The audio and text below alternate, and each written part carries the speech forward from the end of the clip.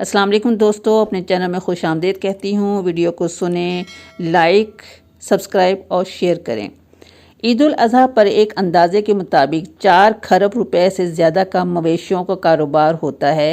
तकरीबन 23 अरब रुपए कसाई मजदूरी के तौर पर कमाते हैं। 3 अरब रुपए से ज़्यादा चारे के कारोबार वाले कमाते हैं। पाकिस्तानी कारोबार में दुनिया में सबसे बड़ा कारोबार ईद पर होता है। इससे गरीबों को मजदूरी मिलती है, किसानों का चारा फरोख्त होता है, देहातियों को मवेशियों की अच्छी कीमत मिलती है। अरबों रुपए गाड़ियों में जानवर लाने ले जाने वाले कमाते हैं और बाद में गरीबों को खाने के लिए महंगा गोश्त मुफ्त में मिलता है। खालें कई सौ अरब रुपए में फ़रोख्त होती हैं। चमड़े की फैक्ट्रियों में काम करने वाले को मज़ीद काम मिलता है।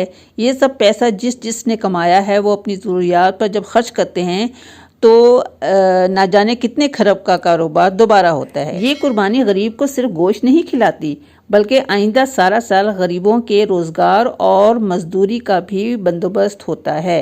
दुनिया का कोई मुल्क करोड़ों अरबों रुपए अमीरों पर टैक्स लगाकर पैसा गरीबों में बांटना शुरू कर दे, तब भी गरीबों और मुल्क को इतना फ़ायदा नहीं होता जितना अल्लाह के इस एक हुक्म को मानने से एक मुसलमान मुल्क को फ़ायदा होता है। इकनॉमिक्स की ज़ुबान में सर्कुलेशन ऑफ वेल्थ का एक ऐसा चक्कर शुरू होता है कि जिसका हिसाब लगाने पर अकल दंग रह जाती है। मेरे अल्लाह की हिकमतें इंसान समझने से आरी है। इसके हर काम में बेशुमार राज पोशीदा हैं। अगर हम इसके हुक्म के ऐन मुताबिक ज़कात पर अमल कर लें तो पाकिस्तान में कोई शख्स गरीब ना रहे, और अगर हम सूद से तौबा कर लें तो अल्लाह से जंग से बास आ जाएं तो इंशाल्लाह पाकिस्तान दुनिया के चंद तरक्की याफ्ता मुल्कों में से एक हो। और अगर शरई तौर पर उश्र अदा हो, कोई शख्स भूखा ना सोए।